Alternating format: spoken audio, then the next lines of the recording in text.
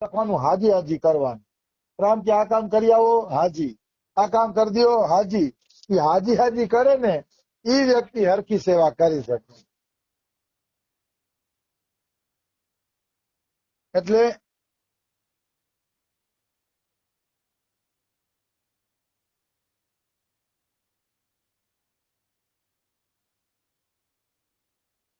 સેવકને હંમેશા એક ભાવ રાખવાનો, એ સેવા ત્યારે જ કરી શકશે જયારે હાજી હાજી કરશે. એમ કોઈ પણ કર્મ માટે ગ્રહસ્થાશ્રમની અંદર હાજી હાજી હોવું જોઈએ, નાજી નાજી નહીં કરવાનું. હાજી હાજી કરવાથી તમારા ઘરમાં સરસ વાતાવરણ પણ બનશે અને પ્રભુનું ભજન પણ થશે. આવી વસ્તુ છે.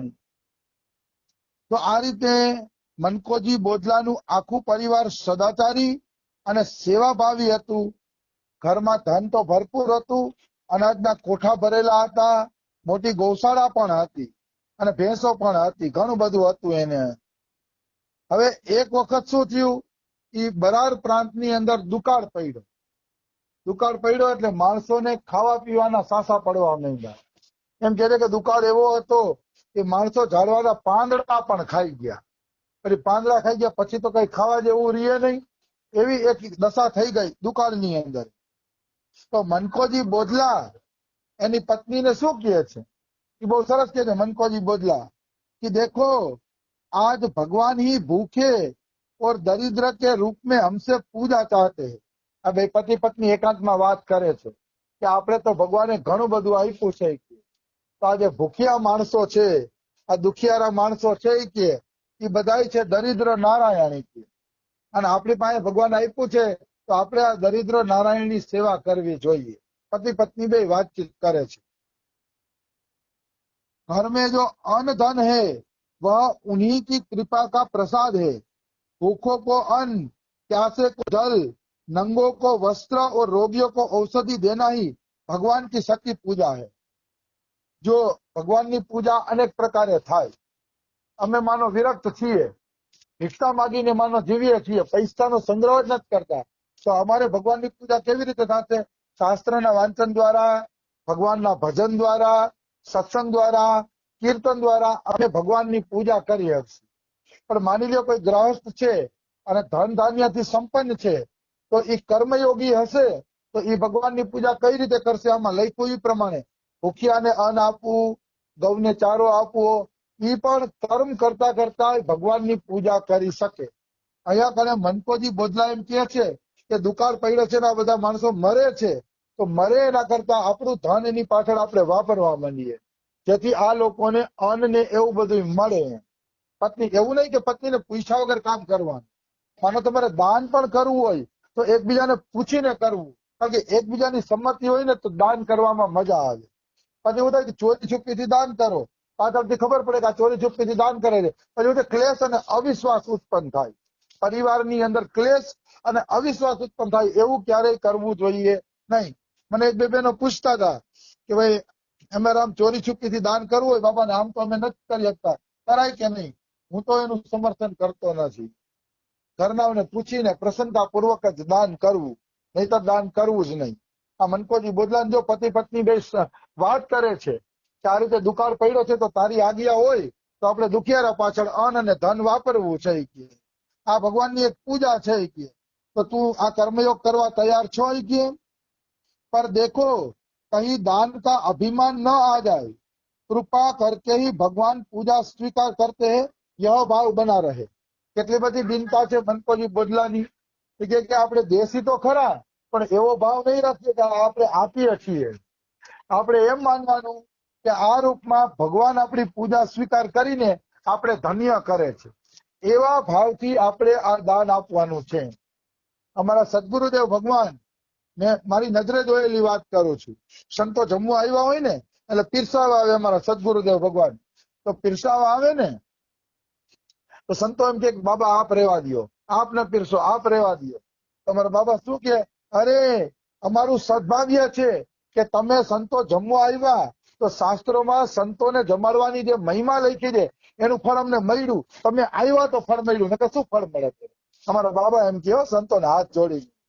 આ રીતે જે સેવા કરે ને એનો કર્મયોગ સફળ થાય. બાકી તો કર્મયોગ કરતા હોય અને મનમાં એવી આશા હોય કે સભામાં આપણું સન્માન થાય, પ્રમાણપત્ર મળે, ત્યાં ફલાણાએ આટલું કામ કર્યું, તો એ કર્મયોગ નથી. કર્મયોગ પછી કોઈ પ્રમાણપત્ર આપે ને આપણે લઈ લઈએ એ વાત અલગ છે. રમેશ બાબાને પદ્મશ્રી એવોર્ડ આપ્યો સરકારે, તો એને ના પાડી દીધી હતી કે હું લેવા આવીશ નહીં, પણ સરકાર માન મંદિર આવીને રમેશ બાબાને પદ્મશ્રીનો એવોર્ડ દઈ ગઈ, તો બાબાએ ના ન પાડી. આપે તો ભલે, પણ આપણે કામના નહીં કરવાની કે આપણી સેવાના બદલામાં આપણે કોઈ પ્રમાણપત્ર મળે એવી આપણે કામના નહીં કરવાની. તો મનકોજી બોજલા કહે કે આ દરિદ્ર નારાયણની સેવા કરીને આપણે એવી કામના નહીં કરવાની કે આપણા દ્વારા સેવા થાય છે, એમ માનવાનું કે ભગવાન આ રૂપમાં આપણા ઉપર કૃપા કરે છે. नम्रता पूर्वक मीठी वाणी से सबका सत्कार करते हुए ही पूजा करनी चाहिए. पति की आज्ञा मानने वाली निर्लोभ मामाताई ने बड़ी प्रसन्नता से यह आज्ञा स्वीकार कर ली. આ ગૃહસ્થ આશ્રમનો એક શું કે આ મેળ કહેવાય કે તરત જ મામાતાએ કહી દીધું કે તમને સેવાની ભાવના થઈ છે તો તમે સેવા કરો, કે મારો એમાં કોઈ વિરોધ નથી, તમે તમારી રીતે દરિદ્ર નારાયણની સેવા કરો. તો આ રીતે પતિ પત્નીના એક વિચાર થાય તો વધુ આનંદ આવે. પણ અહીંયા હું એક ચોખવટ જરૂર કરવા માંગુ છું કે પ્રત્યેક ગ્રહસ્થને પોતાના ધનના 4 ભાગ કરવાના. એક ભાગ ખર્ચા માટે કાઢવાનો, કારણ કે આપણે આખો મહિનો જમતા હોય એટલે અન્ન ને શાકભાજી એના માટે પૈસા જોઈ, એટલે 25% ભાગ ખર્ચા માટે કાઢવાનો, 25% ભાગ સંગ્રહ કરવાનો, એટલે ભવિષ્યમાં કોઈ મોટો વ્યવહારિક કામ આવી પડે તો આપણે એ વ્યવહારિક કામ પૂરું કરી શકીએ. પછી 25% ભાગ છે ને દાન કરવાનો, અને 25% ભાગ છે ને મને પૂરું યાદ નથી, પણ 25 એક છે દાન, એક છે 25% નો સંગ્રહ, એક વ્યવહારિક કાર્યમાં વાપરવા, અને હજી એક રહી જાય છે પણ ભૂલાતું. તો જો 25%ના 4 ભાગ કર્યા, માની લ્યો આપણી પત્ની એટલા તૈયાર ન હોય કે આપણે 100% ભાગ દાનમાં આપી દેવો છે, તો પછી ઝઘડો નહીં કરવાનો. પતિ પત્નીને સમજોતા કરીને પત્ની એમ કે ભાઈ 25% દાન આપો, બાકી સંગ્રહ કરો, એટલે આપણું પરિવાર પણ દુઃખી ન થાય. તો બે એકબીજાના મતને માનીને હાલવું જોઈએ, તો ગ્રહસ્થ આશ્રમની અંદર સરસ રીતે ભજન થાય.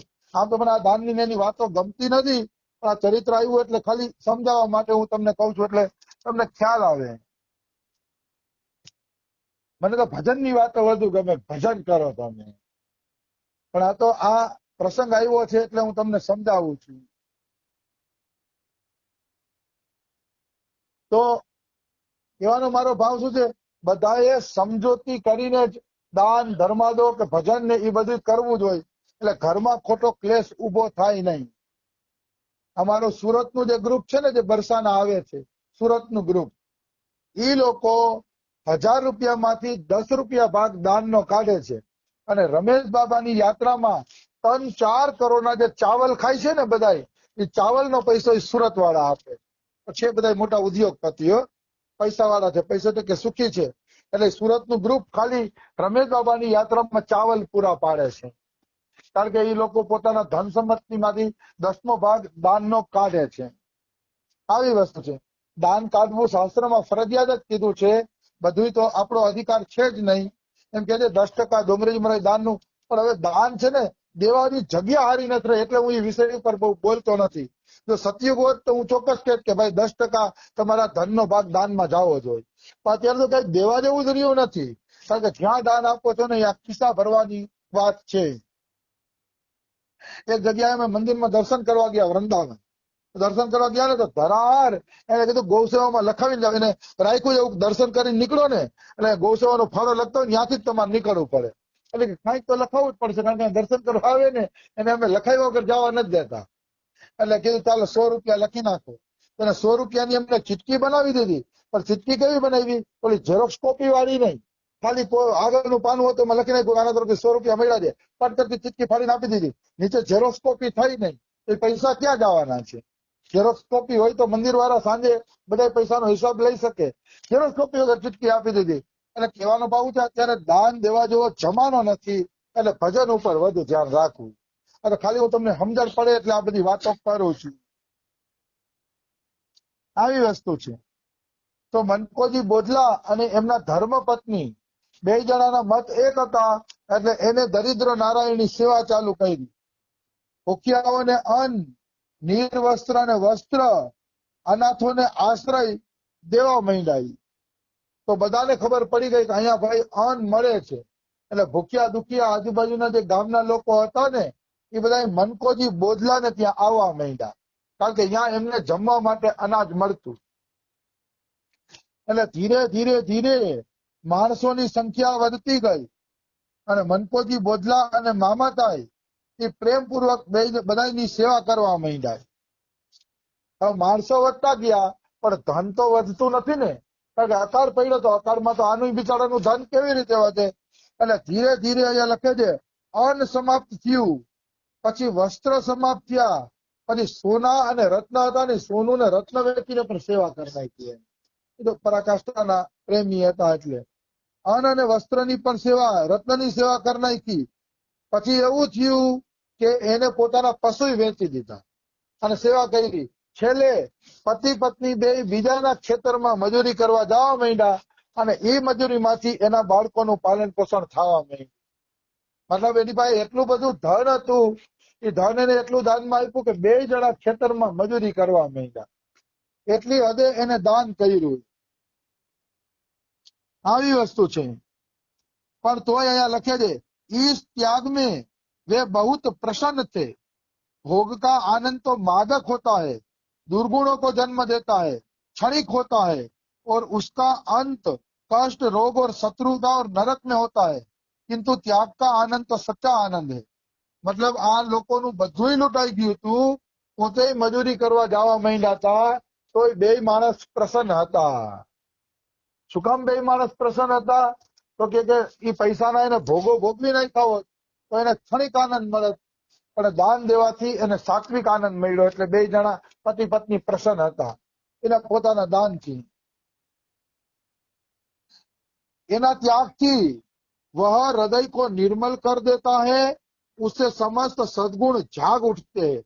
માણસ જયારે ત્યાગ કરે ને બીજા માટે, બીજાની સેવા કરે ને તો એના હૃદયમાં સદગુણ જાગે છે અને એ સદગુણ ધીરે ધીરે એને ભગવાન પાસે લઈ જાય છે. वह जीव को भगवान के चरणों में ले जाता है. इस त्याग के आनंद से मनको जी का हृदय पूर्ण हो गया. वे परिवार के साथ मजदूरी करते और फिर भी प्रसन्न रहते. મજૂરી કરીને એ પ્રસન્ન હતા, તો એમાં કઈ ખોટું નથી. જેને આ ત્યાગની ભાવના આવી ગઈ છે એ નાનામાં નાના કાર્યમાં પણ પ્રસન્ન રહેશે. એને ક્યારેય એવું નહીં થાય કે મારે નાનું કામ કરવું પડ્યું. હવે મનકોજી બોધલા ઉપર ભગવાનની કૃપા કેવી રીતે થાય છે એ પ્રસંગની ચર્ચા કરીએ. આ તો એના ત્યાગની વાત આવી કે એને કેવો સરસ ત્યાગ કર્યો અને ભૂખ્યા દુખિયાની સેવા કરી. હવે એના પર ભગવાનની કૃપા કેવી રીતે થાય છે એની વાત કરી. મનકોજી બોધલાનો નિયમ હતો કે દર દસમના દિવસે પંઢરપુર તરફ ચાલી નીકળવું. 11ના દિવસે પંઢરપુરમાં નિર્જળા એકાદશી કરવી, કથા કીર્તન કરવા અને નિર્જળા એકાદશી કરવી પંઢરપુરમાં. અને 12ના દિવસે સંતોનો ભંડારો કરવો અને પછી સંતોનો ભંડારો કરી અને 13ના દિવસે ઘરે આવતા. આ મનકોજી બોધલાનો 15 દિવસનો નિત્યનો નિયમ હતો. મને લાગે છે એનું ગામ છે ને આ ધામનગાંવ. ધામનગાંવથી પંઢરપુર જાજુ હશે નહીં, 12-15 કિલોમીટરનું અંતર હશે. એટલે દર વખતે 11ના ચાલીને જાતા. હવે ભાઈનું એવું કે 11 આવી ગઈ, પણ 11 તો આવી ગઈ પણ એની પાસે પૈસા તો હતા નહીં. પોતે બીજાના ખેતરમાં મજૂરી કરવા જાતા, તો 11નું વ્રત કેવી રીતે કરવું, ભંડારો કેવી રીતે કરવો, એ બધી એને ચિંતા થવા માંડી. શું કરશે હવે? તો એની ધર્મપત્ની એના પગલે પગલે હાલવા વાળી હતી, સીતાજીની જેમ. સીતાજી કેમ રામની સાથે 14 વર્ષ માટે વનમાં નીકળી ગયા હતા, એટલે સીતા અને રામના ગ્રહસ્થ જીવનમાં છે ને કોઈથી ઝઘડો નતો થયો. ભલે રામે સીતાનો ત્યાગ કર્યો, આ તે કઈ ઝઘડાના કારણે ત્યાગ નથી કર્યો, એ તો લોક સંગ્રહ માટે એને ત્યાગ કર્યો. રામ અને સીતાનું એવું જીવન હતું કે ક્યારે એના ગ્રહસ્થ જીવનમાં ઝઘડો થયો નતો. અમારે બરસાનામાં એક પરિવાર છે નરસંગભાઈનું. નરસંગભાઈ જીબીમાં નોકરી કરતા. એમ કહે કે મારી પત્ની વચ્ચે જિંદગીમાં કોઈ ઝઘડો નથી. 2 વર્ષ એ કહેતા હોય કે હવે પતિ પત્ની કોઈ બાઈજા જ નથી, અમારે બોલવાનું જ ન થાય. ધન્ય છે તમને, હાલો ને મારે કોઈનું ચરિત્ર છપાય ને તમારો ફોટો રાખવો હશે. આને કોઈ ઝઘડો જ નથી કર્યો ગ્રહ શાસ્ત્ર. તો પહેલેથી 2 જણા ભક્ત હતા. ભક્તિ કરતા એટલે કોઈ દી ઢગલો કે એવું કઈ થતું નહીં કહેતા હોય. તો ધન્ય છે સીતાજીને ને એને